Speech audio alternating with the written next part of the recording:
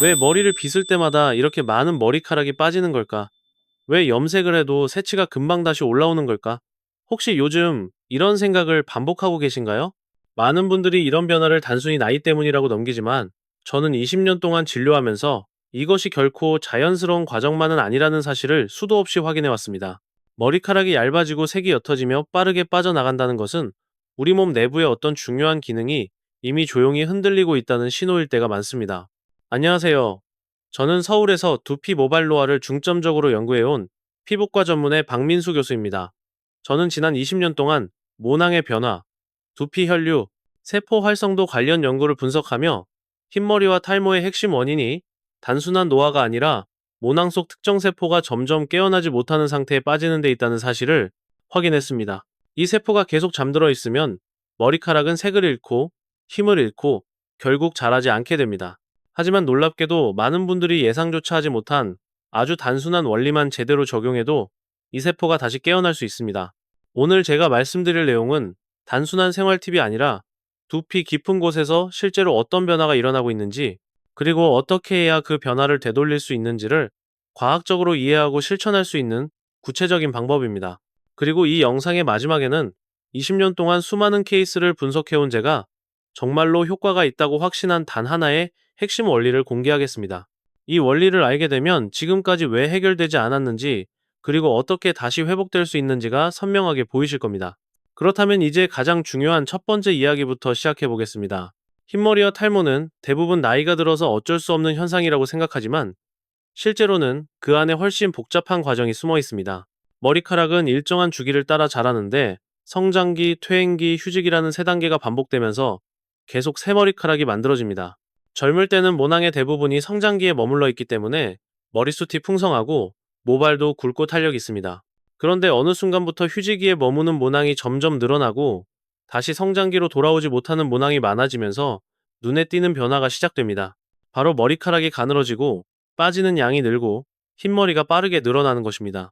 이때 가장 근본적인 원인 중 하나가 바로 두피 혈류의 감소입니다. 두피에는 수많은 모세혈관이 깔려 있어 모낭에 산소와 영양분을 공급하는데 나이가 들수록 이 혈관들이 서서히 좁아지고 탄력이 떨어지면서 혈액순환이 약해집니다. 마치 오래된 수도관에 녹이 슬고 물 흐름이 약해지는 것과 비슷한 원리입니다. 피가 충분히 공급되지 않으면 모낭은 정상적인 기능을 유지하기 어렵고 멜라닌을 만들어내는 세포 역시 힘을 잃게 됩니다. 그 결과 새로 자라나는 머리카락에 색이 제대로 입혀지지 못해 흰머리가 늘어나고 모발 자체도 약해져 쉽게 끊어지고 빠지게 됩니다. 여기에 더해 만성적인 미세 염증도 중요한 역할을 합니다. 두피는 자외선, 미세먼지, 화학 성분이 강한 샴푸나 염색약에 반복적으로 노출되기 쉽고 스트레스와 수면 부족도 염증 반응을 키우는 요인입니다. 겉으로 보기에는 티가 잘 나지 않지만 모낭 주변 조직에 염증이 지속되면 모낭이 서서히 손상되고 머리카락이 자랄 수 있는 환경 자체가 무너집니다. 이런 상태가 오래 이어지면 머리카락은 자라기 전에 빠지고 휴지기에 들어간 모낭은 다시 깨어날 힘을 잃어버립니다. 또 한 가지 간과하기 쉬운 부분이 바로 생활 습관입니다. 단백질과 미네랄, 비타민이 부족한 식단, 잦은 음주와 흡연, 만성적인 스트레스는 모두 모낭의 에너지 대사를 떨어뜨립니다. 머리카락은 우리 몸에서 후순위로 영향을 받는 조직이기 때문에 몸이 피곤하고 지친 상태가 지속되면 가장 먼저 영향을 받게 됩니다. 겉으로는 단순히 머리가 많이 빠진다, 새치가 갑자기 늘었다 라고 느끼지만 사실 그 이면에서는 혈류 저하, 염증, 영양 불균형이 동시에 진행되고 있는 것입니다.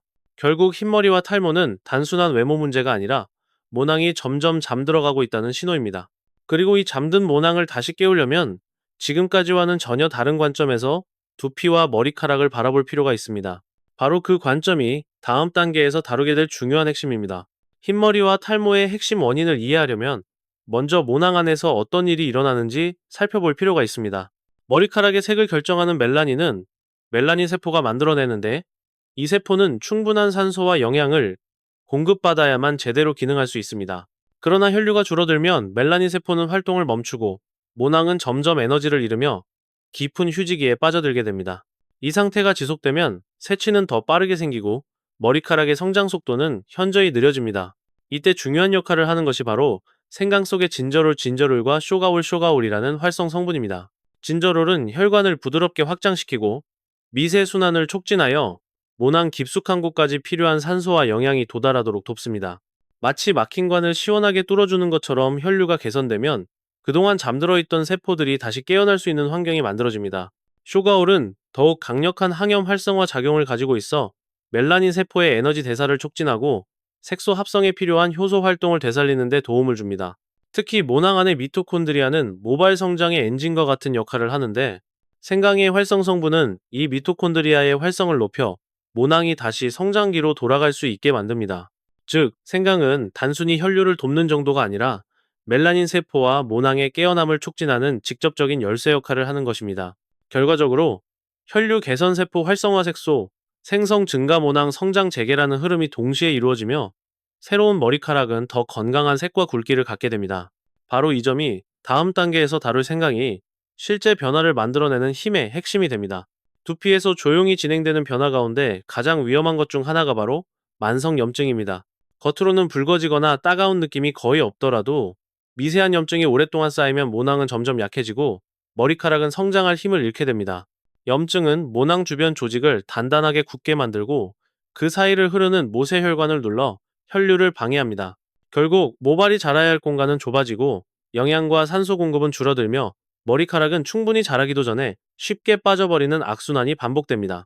스트레스, 수면 부족, 잦은 염색과 파마, 자극적인 샴푸와 스타일링 제품은 이런 만성염증을 더욱 심하게 만드는 요인입니다.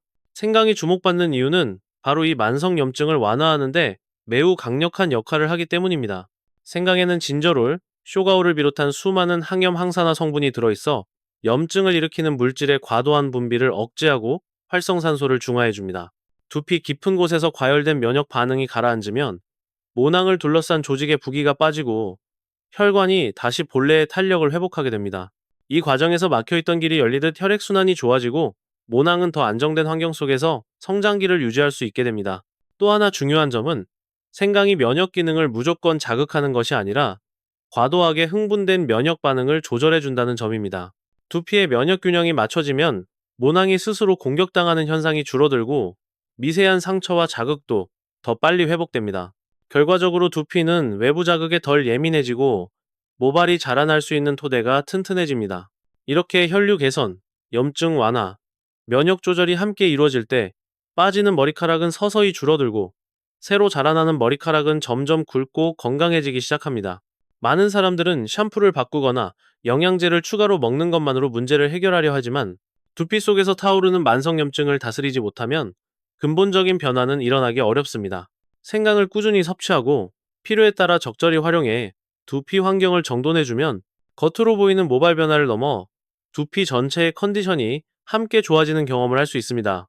이처럼 생강은 눈에 보이지 않는 두피 속에서 조용히 균형을 회복시키며 모낭이 다시 힘을 얻을 수 있도록 묵묵히 돕는 조력자와도 같은 존재입니다. 결국 건강한 두피 없이는 건강한 머리카락도 존재할 수 없습니다. 생강이 두피와 모낭에 직접적인 도움을 주는 것은 이미 잘 알려진 사실이지만 많은 사람들은 생강 단독으로만 섭취했을 때와 특정 재료와 함께 섭취했을 때의 차이를 제대로 이해하지 못합니다.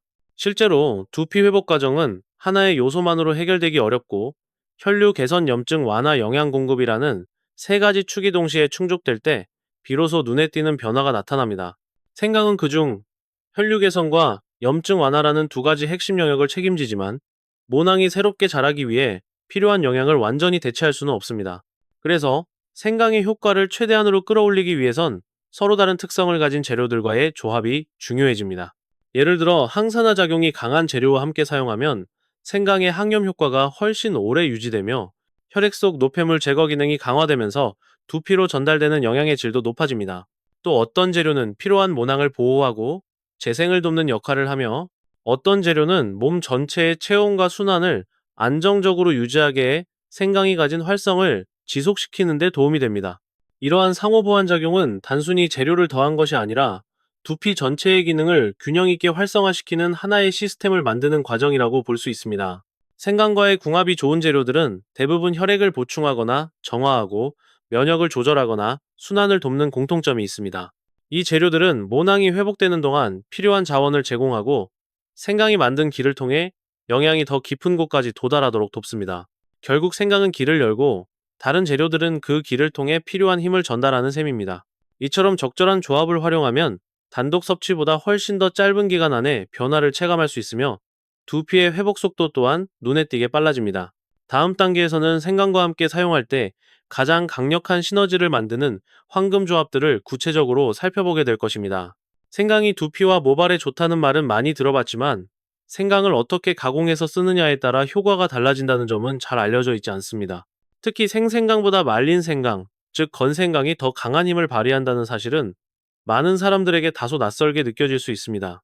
겉보기에는 단순히 수분이 빠져나간 말라있는 뿌리일 뿐이지만 그 안에서는 우리가 주목해야 할 화학적 변화가 일어납니다. 생강의 매운맛과 향을 책임지는 대표적인 성분이 진저롤입니다.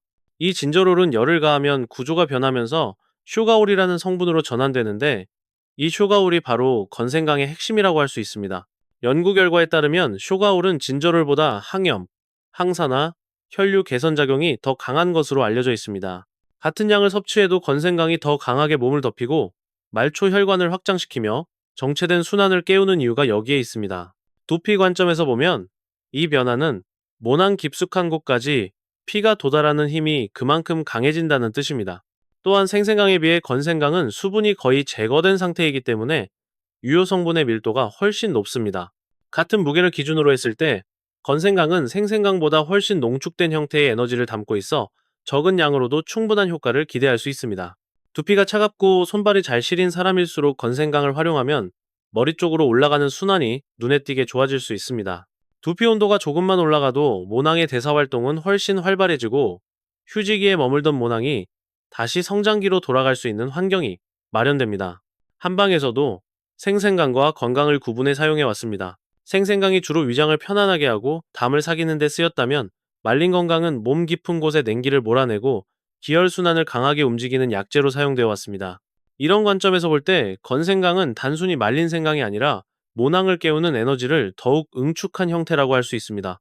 물론 자극이 강한 만큼 체질과 상태에 따라 양을 조절하는 것이 중요하지만 적절한 용량을 지키면서 꾸준히 사용한다면 생생강보다 훨씬 안정적이고 묵직한 변화를 기대할 수 있습니다. 결국 생생강은 부드럽게 문을 노크하는 존재에 가깝다면 건생강은 단단히 닫혀있던 문을 실제로 밀어 열어주는 힘에 가깝습니다. 두피와 모낭이 깊이 식어있는 상태라면 이 문을 열어줄 에너지가 필요합니다. 다음 단계에서는 이렇게 준비된 생강을 일상 속에서 어떻게 섭취하고 활용해야 가장 안전하고 효과적으로 두피 건강을 끌어올릴 수 있는지 구체적인 방법을 살펴보겠습니다. 생강의 효능이 아무리 뛰어나더라도 어떻게 섭취하느냐에 따라 체감되는 변화는 크게 달라질 수 있습니다. 많은 사람들이 효과를 빨리 얻고 싶은 마음에 생강을 과하게 먹거나 불규칙한 방식으로 섭취하지만 이런 방법은 오히려 몸을 자극해 속쓰림, 열감, 불면 등을 유발할 수 있습니다. 생강은 적당한 양을 일정한 시간에 꾸준히 섭취하는 것이 핵심이며 특히 두피와 모낭을 깨우기 위한 목적이라면 더욱 체계적인 방식이 필요합니다. 우선 하루 권장량은 생생강 기준으로 약 10지입니다. 엄지손가락 한마디 정도의 크기가 가장 적절하며 처음 시작하는 사람은 이 절반인 5긍 정도로 천천히 적응하는 것이 좋습니다. 건생강은 수분이 빠져 농도가 높기 때문에 생생강의 약 1, 3 정도만 섭취하면 됩니다. 생강가루는 1기에서 2기 정도면 충분하며 위가 약한 사람은 미지근한 물에 풀어 마시면 자극을 줄일 수 있습니다. 섭취 시간도 매우 중요합니다. 생강은 기운을 위로 끌어올리고 혈액순환을 활발하게 만드는 성질이 있어 아침 공복에 섭취할 때 가장 좋은 효과를 냅니다. 아침에 생강차 한 잔을 마시면 몸이 빠르게 따뜻해지고 순환이 깨우며 이런 변화는 두피 쪽 혈류에도 긍정적인 영향을 줍니다. 반대로 밤 늦게 생강을 섭취하면 잠이 잘 오지 않을 수 있으므로 오후 6시 이후 섭취는 피하는 것이 좋습니다.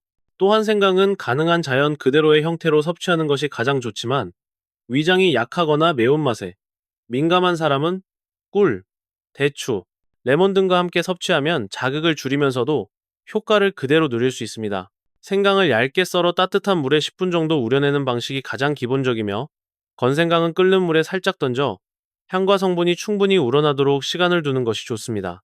마지막으로 생강은 유효 성분이 열에 강하지만 너무 높은 온도에서 오래 끓이면 향이 날아가고 성분의 균형이 무너질 수 있습니다. 적당한 온도로 우려내고 매일 같은 시간에 꾸준히 실천하는 것이 두피 회복과 모낭 활성화의 가장 안정적인 길입니다. 생강은 빠른 기적을 만들기보다는 하루하루 쌓아갈 때 진정한 변화를 보여주는 재료입니다. 생강은 자연식 재료 중에서도 비교적 안전한 편에 속하지만 아무리 좋은 재료라도 잘못 사용하면 몸에 과부하를 줄 수 있습니다. 특히 두피와 모발 개선을 위해 꾸준히 섭취하려는 사람이라면 생강의 특성과 체질에 따른 반응을 정확히 이해하는 것이 매우 중요합니다. 먼저 가장 흔한 실수는 많이 먹으면 효과가 빨리 나타난다는 생각입니다. 생강은 체내 순환을 빠르게 올려주는 성질이 강하기 때문에 과다 섭취하면 속쓰림, 가슴 두근거림, 얼굴 열감 같은 증상이 나타날 수 있습니다. 두피 개선 목적이라면 하루 권장량인 생생강 10즙을 넘기지 않는 것이 기본입니다. 또한 생강은 혈액을 묽게 만드는 작용이 있어 항응고제를 복용 중인 사람은 섭취를 조심해야 합니다. 이런 약을 복용 중이라면 생강이 작용을 더 강하게 만들어 멍이 쉽게 들거나 출혈 위험이 높아질 수 있습니다. 수술을 앞둔 사람도 최소 일주일 전에는 생강 섭취를 중단해야 안전합니다. 담석이 있는 경우 또한 주의가 필요한데 생강이 담즙 분비를 촉진하기 때문에 통증을 유발할 가능성이 있습니다. 체질적으로 열이 많은 사람이나 얼굴이 자주 붉어지고 더위를 잘 타는 사람은 생강 섭취량을 줄여야 합니다. 생강의 따뜻한 성질이 체열을 더욱 끌어올려 두통이나 불면을 유발할 수 있기 때문입니다. 반대로 위장이 약한 사람은 생강의 매운 성분이 점막을 자극할 수 있으므로 소량으로 시작하거나 꿀, 대추 같은 부드러운 재료와 함께 섭취하는 것이 좋습니다. 또 피해야 할 조합도 있습니다. 생강과 찬 성질의 우유를 함께 마시면 소화 불량이 생길 수 있고 카페인 음료와 함께 섭취하면 순환을 급격히 올리면서 탈수감을 유발할 수 있습니다. 기름진 음식과 함께 섭취하는 것도 위에 부담을 줍니다. 생강은 두피 혈류를 깨우고 모낭 활동을 돕는 강력한 재료이지만 체질과 상황에 맞게 조절해야 합니다. 올바른 섭취법과 주의사항을 지키는 것이 안전한 회복의 첫 단계입니다. 생강의 효과를 확실하게 체감하려면 하루 이틀의 노력만으로는 부족합니다. 두피와 모낭은 오랜 시간 동안 휴지기에 머물러 있었기 때문에 다시 활성화되기 위해서는 꾸준한 자극과 안정적인 루틴이 필요합니다.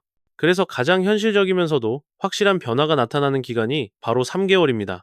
이 3개월은 단순한 시간의 축적이 아니라 두피가 순환을 회복하고 염증이 가라앉으며 모낭이 성장기로 돌아오는 과정이 단계적으로 이루어지는 매우 중요한 회복 사이클입니다. 첫 번째, 다른 적응 기간입니다. 이 시기에는 생강의 따뜻한 성질에 몸이 조금씩 익숙해지는 과정이 필요합니다. 생생강 기준 하루 5직 정도로 시작하면서 아침 공복에 생강차를 마시는 습관을 들이는 것이 좋습니다. 두피는 아직 회복 준비 단계이기 때문에 급격한 변화가 느껴지지 않을 수 있으나 몸이 따뜻해지고 손발이 덜 차가워지는 등의 순환 개선 신호가 나타나기 시작합니다. 이 시기에는 생강을 소량으로 꾸준히 섭취하면서 몸의 반응을 기록해두는 것이 도움이 됩니다. 두 번째, 다른 본격적인 활성화 단계입니다. 이때부터는 하루 섭취량을 10직으로 늘리고 생강의 황금 조합을 번갈아가며 적용해주는 것이 좋습니다. 생강 푸르쿨, 생강 푸루스 대추, 생강 푸루스 레몬 등 서로 다른 조합은 두피에 전달되는 영양과 효능을 다양하게 만들어 모낭이 다시 성장기로 돌아가는 속도를 높여줍니다. 이 시기에는 새로 빠지는 머리카락의 양이 줄어들고 두피의 당김이나 열감 같은 불편함이 완화되는 변화를 느낄 수 있습니다. 세 번째, 다른 눈에 보이는 변화가 나타나는 시기입니다. 꾸준히 누적된 순환 개선과 염증 완화 효과로 인해 모낭의 힘이 회복되기 시작하며 정수리나 앞머리 부위에서 작은 신생무가 올라오는 것을 확인할 수 있습니다. 새치는 이미 자란 머리카락이 검게 변하는 것은 아니지만 새로 자라는 머리카락의 색이 더 짙어지는 변화가 나타날 수 있습니다. 이 시기에는 섭취 루틴을 유지하며 두피의 변화를 계속 관찰하는 것이 중요합니다. 3개월은 두피의 리듬을 되돌리는데 가장 중요한 시간이며 이 기간을 성실하게 지나면 다음 단계로 넘어갈 준비가 완전히 갖춰지게 됩니다. 생강을 통한 두피 회복의 과정은 어느 한순간의 기적이 아니라 매일 조금씩 쌓여가는 변화의 결과입니다. 두피 혈류가 되살아나고 염증이 차분히 가라앉고 모낭이 다시 깨어나는 이 흐름은 우리 몸이 스스로 회복하려는 자연스러운 힘을 되찾는 과정이기도 합니다. 많은 사람들이 처음에는 작은 변화만 느끼지만 시간이 지나면 그 작은 변화들이 서로 연결되며 눈에 보이는 확실한 차이를 만들어냅니다. 중요한 것은 몸이 보내는 미세한 신호들을 믿고 일일 일회라는 작고 단순한 루틴을 꾸준히 이어가는 것입니다. 하루의 온도를 조금 따뜻하게 만들고 두피의 길을 조금 더 열어주고 모낭이 다시 일어설 힘을 조금씩 더해주는 이 반복이 결국 3개월, 6개월 후 완전히 다른 모습으로 돌아옵니다. 지금의 두피 상태가 어떤 모습이든 모낭이 완전히 사라진 것이 아니라면 다시 움직일 힘은 남아 있습니다. 생강은 그 힘을 깨우는 열쇠일 뿐 결국 변화를 만드는 주체는 자신의 몸입니다. 혹시 지금 시작해도 늦지 않을까라는 생각을 하고 있다면 두피는 나이가 아니라 관리의 리듬에 반응한다는 점을 기억하면 좋습니다. 오늘 조금 더 따뜻해지고, 오늘 조금 더 부드러워지며, 오늘 조금 더 영향을 받는 두피는 내일 더 강한 모낭으로 이어집니다. 그리고 어느 날 문득 거울을 보며 예전보다 훨씬 좋아졌다는 순간이 찾아옵니다. 변화를 만들 준비가 되어 있다면 이미 반은 시작한 것입니다. 이제 남은 건 하루 한 번의 작은 실천뿐입니다.